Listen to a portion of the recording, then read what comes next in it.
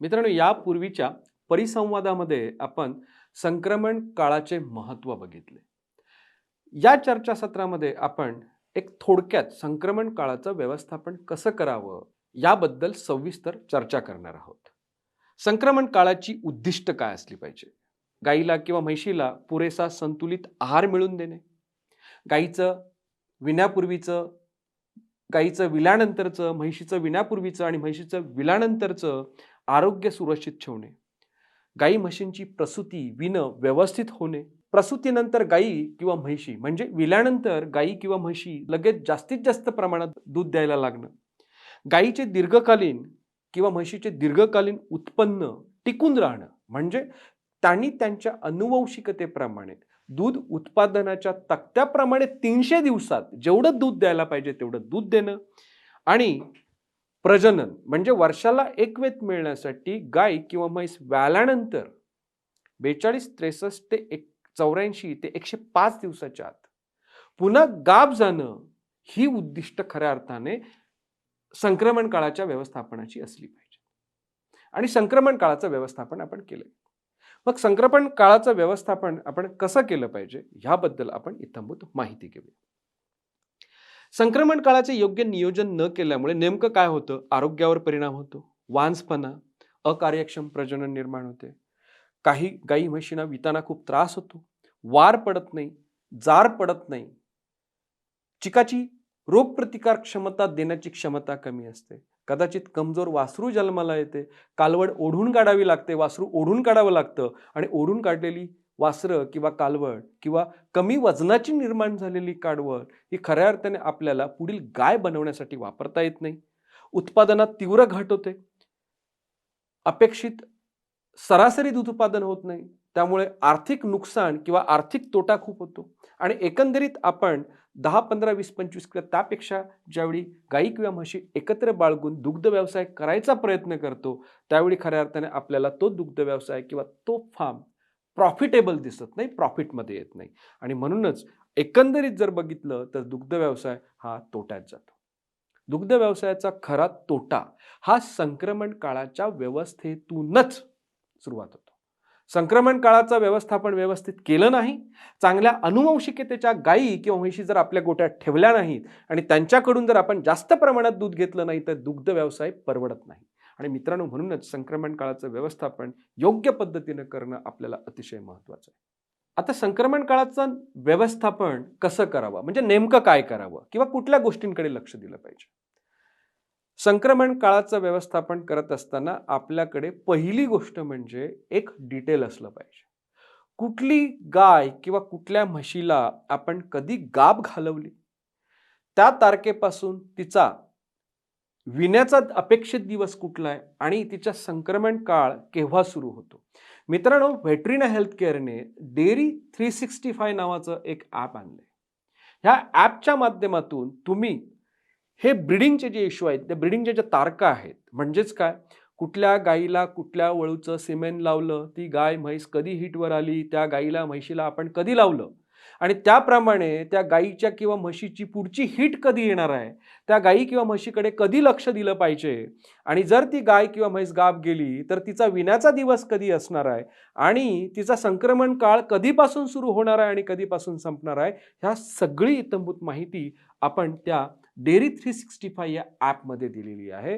त्या ॲपमध्ये काही ठराविक जर तुम्ही माहिती भरली तर तुम्हाला पूर्णपणे गाय कधी विणार आहे, तिची पुढच्या हिटवर कधी येणार आहे आणि तिच्याकडे लक्ष कधी द्यायचं आहे, तिचा संक्रमण काळ कधीपासून सुरू होणार आहे, ह्या सगळ्या इत्थंभूत माहिती तुम्हाला मिळते.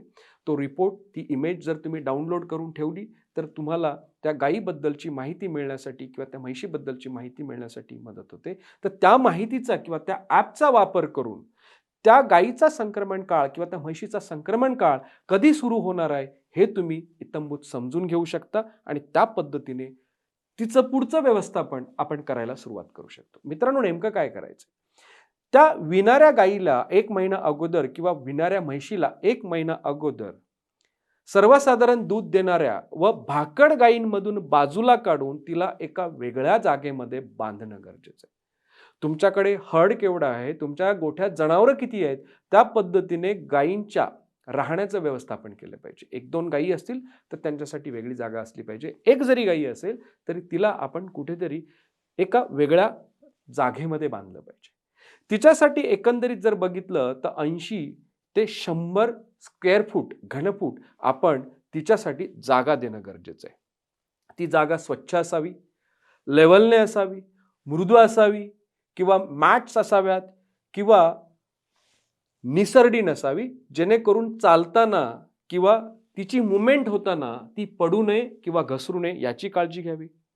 शांत तणावविरहित जागा असावी, एका बाजूला जागा असावी, जेणेकरून माणसांचं येणं जाणं किंवा ज्या गोठ्यात अग्रेसिव्ह गायी आहेत, ज्या जास्त त्रास देणाऱ्या गायी आहेत, त्या गायी तिच्यापर्यंत पोहोचू नयेत याची काळजी घ्यावी. योग्य आहार द्यावा. जसं मी मगाशी सांगितल्याप्रमाणे विण्यापूर्वीच्या संक्रमण काळाचं आहाराचं नियोजन आपण योग्य लेक्चरमध्ये किंवा वेगळ्या लेक्चरमध्ये बनवणार आहोत. ते योग्य आहार तिला द्यावा. विण्यापूर्वी शक्य झालंच तर 2 महिने तिचं जंत निर्मूलन करावं. कासेचे योग्य आरोग्य ठेवण्यासाठी ज्या ज्या गोष्टी अपेक्षित आहेत, म्हणजेच वेट्रिमिक्स क्लोजअप सारखे तिला प्रॉडक्ट द्यावे. त्या गायीची अचानक जागा बदलू नये. काहीतरी कारणास्तव मला तिथं हे करायचंय किंवा आपण त्याला इथं बांधूया असं करू नये किंवा अग्रेसिव्ह गायी म्हशी तिच्या बाजूला नेऊन बांधू नये. आजूबाजूला आवाज, धक्का, धावपळ अशा गोष्टी टाळाव्यात. जिथं धावपळ आणि आवाज जास्त आहे अशा ठिकाणी नेमकी तिची बांधण्याची जागा नसावी. जेव्हा जेव्हा त्या गायीकडे आपण जातो, तिला हाताळतो, बऱ्याचशा वेळेला आपण युरिनची पीएच चेक करण्याचा प्रयत्न करतो. बऱ्याचशा अंशी आपण तिचं खाद्य किंवा रुमेन कसं चाललंय किंवा रुमेनचा टोन कसं आहे ह्या गोष्टी चेक करण्यासाठी तिच्याकडे जातो. त्यावेळी तिची जी हाताळणी आहे ही हाताळणी योग्य पद्धतीने शांततेत करावी. अशा पद्धतीने आपण विचार करून जर गायीचं किंवा म्हशीचं विण्यापूर्वीच्या संक्रमण काळाचं व्यवस्थापन केलं तर नक्कीच आपल्याला त्याचा चांगला फायदा होऊ शकतो. सगळ्यात महत्त्वाचं म्हणजे गाय विण्यापूर्वी एखाद महिना आपलं तिच्याकडे चांगलं लक्ष असावं. त्याचप्रमाणे गाय व्याल्यानंतर सुद्धा त्या गायीकडे आपलं चांगलं लक्ष असावं. दैनंदिन निरीक्षण गायीचं कसं करावं, तिचं खाण्याचं प्रमाण चेक करावं. तिला एकूण ड्राय मॅटर किती दिलं होतं, तिनं खाल्लं किती आणि तिनं शिल्लक किती ठेवलंय, वैरण किती खाल्ली आहे आणि गोळीपेंड किती खाल्ले याचं निरीक्षण करावं. त्या पद्धतीने आपल्याला तिच्याबद्दल, तिच्या खाण्याबद्दल एक पूर्णपणे माहिती मिळते. गाय एकाएकी बसली आहे का, शांत बसली आहे का, कोनाड्यात जाऊन बसली आहे का याचा सुद्धा विचार करावा. त्या पद्धतीने तिच्या आजाराबद्दल आपल्याला काही ठोकताळे मांडता येतात. गायीला ताप आहे का, तिचा श्वासोच्छ्वास कसा आहे, तिची नाकपुडी कशी आहे, तिचा चालण्याचा वेग कसा आहे, चालणं कसं आहे, रवंत व्यवस्थित करते का, किती वेळ रवंत करते, ह्या सगळ्या बाबींकडे लक्ष देणं गरजेचं आहे. मित्रांनो, काही दिवसातच ती गाय विणारी असते. जर गाय विण्यापूर्वी आजारी पडली किंवा विण्यापूर्वी कुठल्या प्रकारचा आजार झाला तर ती व्याल्यानंतर दुधाला येण्यासाठी आपल्याला त्रास होऊ शकतो किंवा विताना कुठला तरी प्रॉब्लेम होऊ शकतो, ती गाय दगावू शकते. म्हणून अशा गायींचं योग्य निरीक्षण करणं गरजेचं आहे. दुधाच्या पिशवीचा म्हणजे काशेचा योग्य विकास होतो का याकडे लक्ष देणं गरजेचं आहे. मित्रांनो, बऱ्याचशा वेळेला दुसऱ्या किंवा तिसऱ्या वेताला विणाऱ्या गायींमध्ये ड्राय काऊ मस्टायटिस होतो. म्हणजे काय, विण्यापूर्वी मस्टायटिस होतो आणि आपण कासेतून दूध काढत नसल्यामुळे आपल्याला ते नेमकं कळत नाही. परंतु विण्यापूर्वी दुसऱ्या वेतामध्ये ज्यावेळी त्या गायीची कास तयार होते त्यावेळी मात्र आपल्याला ते समजायला लागतं. म्हणजे काय होतं, कासेची साईज अनइव्हन असते, कुठली मोठी असते कुठली छोटी असते. त्यावरून आपल्याला कळू शकतं की जी कास मोठी होत नाहीये, योग्य पद्धतीने वाढत नाहीये, तिला कदाचित पूर्वी मस्टायटिस झाला असण्याची शक्यता असते. एखादी गाय रुमिनेशन करत नसेल किंवा योग्य प्रमाणात रुमिनेशन करत नसेल याचा अर्थ असा होतो की त्या गायीला पोटाचे विकार आहेत, खाद्य व्यवस्थित खाल्लं जात नाही, रुमिनेशन व्यवस्थित होत नाहीये, त्यामुळे तिला अपेक्षित लागणारी ऊर्जा आणि आहारपूरक घटक कदाचित वेळेत आणि व्यवस्थित मिळत नसतील, हे आपल्याला कळतं. पोटाची हालचाल कशी आहे, कारण वासराची साईज वाढल्यामुळे रुमेनवर प्रेशर येतो आणि नेमकं अशा वेळेला डायफ्रॅमॅटिक हर्निया किंवा रुमेनवर प्रेशर आल्यामुळे खाणं कमी होणे अशा प्रकारचे रोग होऊ शकतात. पिण्याच्या पाण्याचं प्रमाण बघावं लागतं. पाणी किती पिते? कारण या वेळेला गाईचा वॉटर इंटेक वाढलेला असतो. गाईनं जास्तीत जास्त प्रमाणात पाणी पिणं गरजेचं असतं. त्यामुळे नेमकं आपण तिला पाणी देतो किती? दिवसातनं ती किती वेळा पाणी पिते? ह्या सगळ्या गोष्टींकडे आपल्याला जातीनं लक्ष देणं गरजेचं आहे. आणि त्याचबरोबर आपण ज्या गोठ्यात जिथे त्या गाईला बांधलंय तिथली स्वच्छता कशी आहे? निर्जंतुकीकरण केलेलं आहे का? खाली बॅक्टेरियल किंवा व्हायरल लोड जास्त आहे का? ह्या पद्धतीनं आपल्याला निरीक्षण करणं गरजेचं आहे. आणि अशा पद्धतीने आपण त्या गायीच्या चांगल्या व्यवस्थापनासाठी, तिच्या चांगल्या संक्रमण काळाच्या व्यवस्थापनासाठी तिच्याकडे योग्य पद्धतीने निरीक्षण करणं गरजेचं आहे. आणि अशा पद्धतीने आपल्याला संक्रमण काळाचं व्यवस्थापन करणं गरजेचं आहे. मित्रांनो, खऱ्या अर्थाने जर बघितलं तर संक्रमण काळामध्ये सुक्या पदार्थांचे, म्हणजे जसं मी म्हटलं फीड इंटेकमध्ये किती असला पाहिजे, खाद्य कसं असलं पाहिजे, खाद्याचं प्रमाण किती आहे ते तेवढंच महत्त्वाचं आहे. तिला सब क्लिनिकल मास्टायटिस तर नाही झालाय ना, म्हणून कासेचं निरीक्षण पुन्हा करणं गरजेचं आहे. लघवी युरिनची पीएच चेक करणं गरजेचं आहे, कारण युरिनच्या पीएच प्रमाणे किंवा युरिनच्या पीएचवरून आपल्याला कळतं डिकॅड मॅनेजमेंट कशी झाली आहे. डायटरी केटाइन अनायन डिफरन्सबद्दल आपण आहाराच्या नियोजनाबद्दल योग्य पद्धतीने चर्चा करणारच आहोत. परंतु ही एक निरीक्षणाची बाब आहे. गाईच्या युरिनची पीएच ही शक्यतो 7.5 ते 7 पेक्षा खाली असणं गरजेचं आहे. जर ती 7.5 पेक्षा जास्त असेल तर डिकॅड मॅनेजमेंट पॉझिटिव्ह आहे असं म्हणता येईल. आणि अशा गाईला काही अंशी बऱ्याचशा डायटरी केटाइन अनायन डिफरन्सच्या कमतरतेमुळे होणाऱ्या, कॅल्शियमच्या आहाराच्या कमतरतेमुळे होणाऱ्या रोगांना सामोरं जावं लागण्याची शक्यता जास्त असते. आणि म्हणूनच मित्रांनो, हे सगळे बारकाईने ऑब्झर्वेशन्स करणं अतिशय गरजेचं आहे. आता नेमकं गाय व्यायला आली आहे का? ती लगेच आता विणार आहे का? ह्या गोष्टींकडे सुद्धा लक्ष देणं गरजेचं आहे. गायीकडे सकाळी किंवा संध्याकाळी 6 ते 7 वाजता किंवा संध्याकाळी 7 ते 7 वाजता ह्या दोन्ही वेळेला लक्ष देणं गरजेचं आहे. ती विण्याचे चान्सेस केव्हा आहेत हे आपल्याला लक्षात येणं गरजेचं आहे. आणि विताना आपण नेमकं काय बघावं? तर स्तनात ताण वाढलाय का? कास फुगली आहे का? हलपा आलाय का? हे एक सगळ्यात महत्त्वाचं पहिलं लक्षण आहे. मागचा भाग हा मऊ झालाय का? सॉफ्ट झालाय का?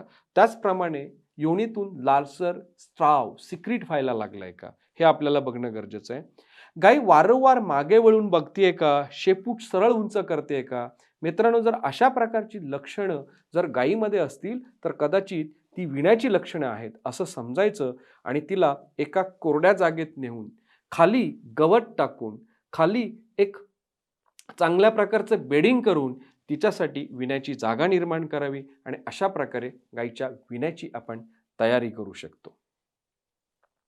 मित्रांनो, जर आपण अशा पद्धतीने विणाऱ्या गायीचं किंवा म्हैशीचं विण्यापूर्वीच्या संक्रमण काळाचं जर चांगल्या पद्धतीने व्यवस्थापन केलं तर आपल्याला काय फायदे होऊ शकतात? निरोगी वासरे जन्माला येऊ शकतात. अशी गाय चांगल्या प्रकारचा चीक देते ज्याच्यामध्ये इम्युनोग्लोबुलिनचे प्रमाण जास्त असते. आणि हा चीक निरोगी वासरं जन्माला आल्यावर त्यांना पहिल्या 2 ते 3 तासामध्ये योग्य प्रमाणात दिल्यावर आपल्याला त्यांच्यापासून भविष्यातील चांगली गाय किंवा चांगली दूध देणारी गाय किंवा म्हैस तयार करता येते.